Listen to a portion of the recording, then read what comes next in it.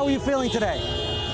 Very happy. Very happy. Very, very happy. It seems to be the sentiment here. Everyone says very happy. Yes. There is one word I'm hearing over and over again. It is Hurriya, Arabic.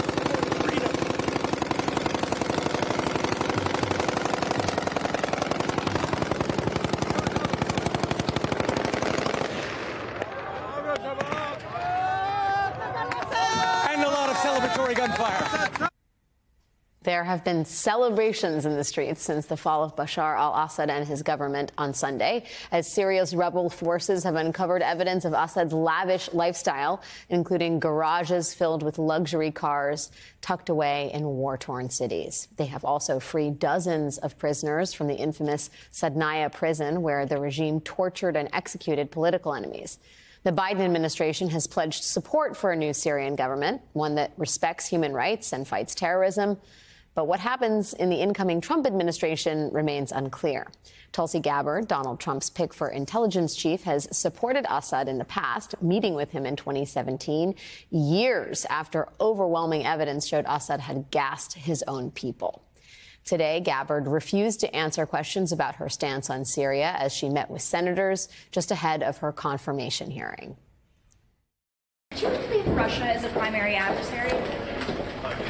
Has your trip to Syria come up at all in your meetings? Joining me now is Michael Weiss, investigative journalist who has covered the war in Syria. He is also the editor of The Insider, a Russia-focused independent media outlet. Michael, it's very good to have you here to make sense of all of this.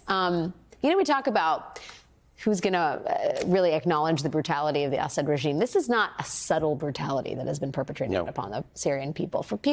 For folks who have not since the use of weapons on his own people, in the intervening years, can you sort of elaborate on the darkness that has befallen the Syrian population under Assad's rule? Yeah, so this is a half century of a dynastic dictatorship and a totalitarian regime that is founded on torture and sadism and treating its enemies, both real and perceived, with the utmost brutality.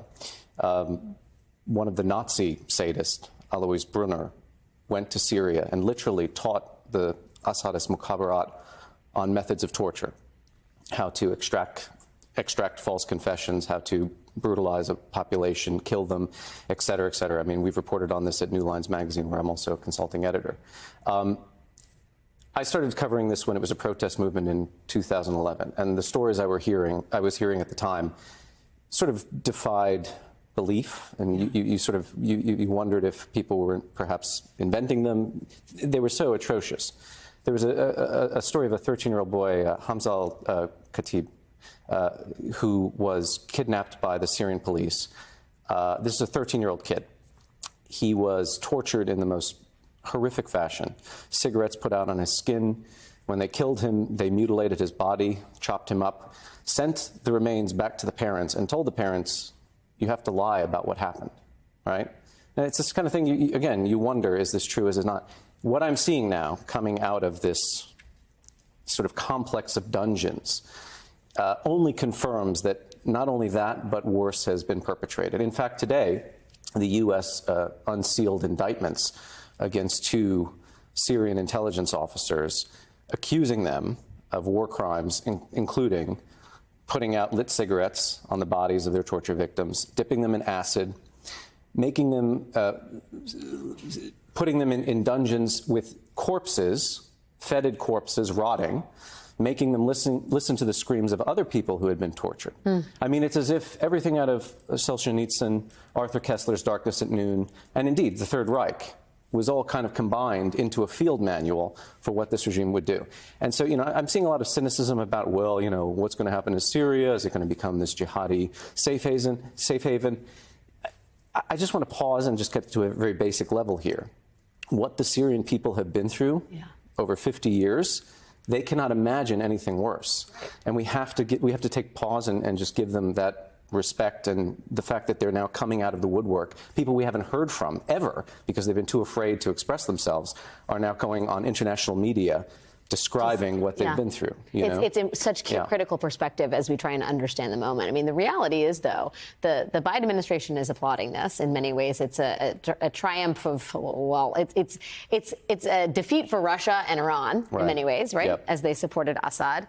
But the Biden administration was towing a softer line with Syria in recent months and years. Absolutely. I mean, look, I'm all for being opportunistic when it comes to geopolitical dynamics, and it's a good thing. From a perspective of realpolitik, that Iran and Russia have sort of taken it on the chin here. But the fact remains the Biden administration was adopting a policy of creeping normalization with Assad. They were putting pressure on Congress to eliminate the anti-normalization bill, which would have stopped basically our support for Gulf Arab regimes, bringing Assad in from the cold. They were trying to water down CAESAR, the Sanctions Act that was inaugurated several years ago, that basically put the kind of human rights abuses front and center of what Assad was doing. And ironically, up until almost a week ago, the gambit was, well, if we can get Assad to sever his relationship with Iran, we'll sort of dangle sanctions relief in front of him. This was the conventional wisdom. This guy was here to stay. He won the war. He's not going anywhere. It's time to abandon these sort of utopian conceits and, kind of put the humanitarian imperative to one side. And I mean, the irony of ironies, Iran severed relations with Assad first, because they saw the writing on the wall. This man's regime evaporated into the air. I have never seen something like this. It actually is it was quicker than what happened in Afghanistan. Yeah. And the reality is, it has sent, I think, a lot of people into a scramble figuring out what the next move is. Yes. It's a big question mark. What happens in the Trump administration with someone like Tulsi Gabbard, maybe in the administration, an Assad ally? I don't even know what to call it. An apologist. Look, she went to Damascus at the invitation of the Syrian Social Nationalist Party. Yeah. Their insignia is the swastika on spin cycle. Yeah.